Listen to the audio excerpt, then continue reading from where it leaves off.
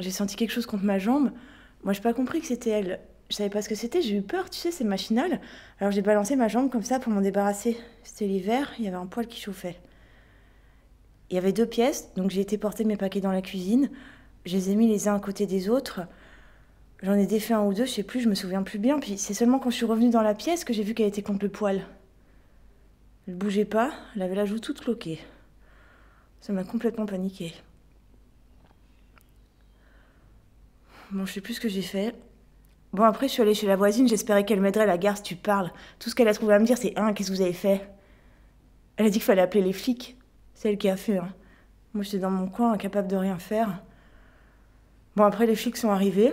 Je leur ai expliqué, mais ils n'ont jamais voulu me croire. Ils m'ont mis en prison. Après, il y a eu d'autres flics. Après, il y a eu un juge d'instruction. Alors celui-là, j'ai jamais pu savoir ce qu'il avait dans la tête. Peut-être qu'il avait rien du tout, hein. Puis après, il y a eu le jugement. Et là, je crois que le juge, il m'a cru. Il n'a pas été méchant. Il a dit qu'il n'y avait aucune preuve que ce que je disais n'était pas vrai. Il a dit que c'était...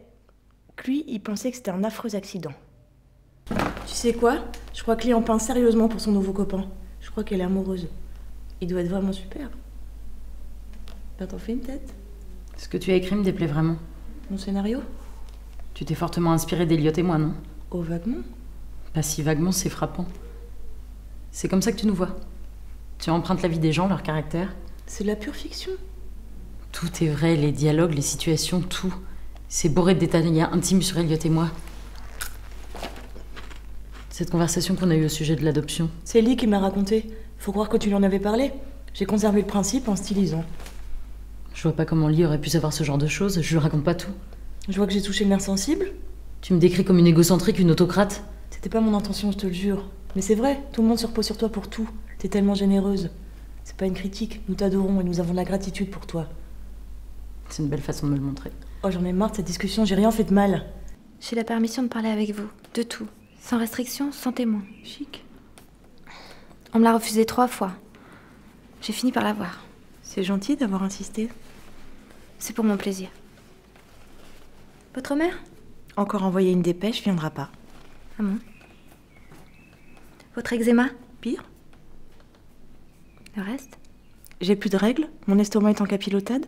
C'est pas un sacrifice que je fais de ma vie, c'est un massacre. Mon corps est ici, mon esprit ailleurs. Pigre. Je deviens idiote. On me dit tendez à la perfection, qu'est-ce que je vois un fil tendu? C'est toute ma vie spirituelle. On est toutes petites. On n'a pas de grandes pensées. Pourtant, je me donne du mal, personne ne le voit. Si, lui? Oh, lui. Prenez-le avec les caresses. C'est comme ça que je l'ai eu. Je ne suis pas son genre.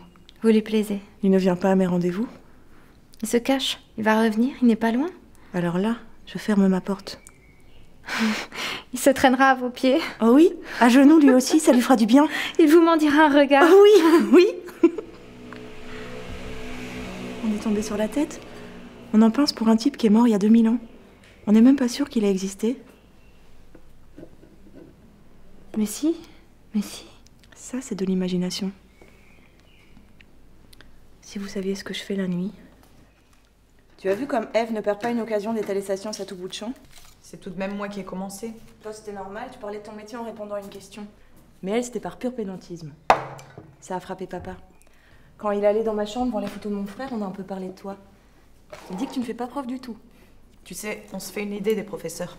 Enfin, il t'a trouvé très bien, à tout point de vue. Et très belle aussi. Tu lui as fait grande impression, tu sais. Il te l'a dit? Non, mais ça se devine, à sa façon de te regarder. Il ne regarde pas les femmes moches, habitude de séducteur. Et sa chérie qu'il surveillait du coin de l'œil, elle ne doit pas te porter dans son cœur. Moi, je trouve que tu es très injuste avec elle. C'est une fille très intelligente et très jolie, qui te provoque peut-être un peu, mais si peu.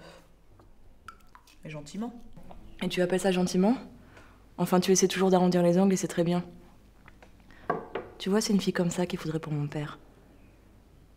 Il lui faut des gens calmes. Il n'a pas besoin de toutes ces excités qui lui courent après. Et par-dessus le marché, je te dis que tu lui plais. La question ne se pose pas. Je n'aime pas raisonner dans l'abstrait. D'ailleurs, il est pris et je suis prise. Il n'est pas tellement pris, car je suis sûre qu'avec elle, ça va finir très vite. Et à ce que je devine, tu n'es pas tellement prise non plus. Excuse-moi, dans ce domaine, je garde mes enthousiasmes pour moi. Peut-être que je me trompe. Mais pour continuer à raisonner dans l'abstrait, tu admettras que tu n'es pas tout à fait à l'abri d'un coup de foudre. Mais plus qu'une autre. Encore que. Rebelde soy para las solis sus arenas me el amor. Yo soy un gorrión viajero y el mundo entero fue mi ambición.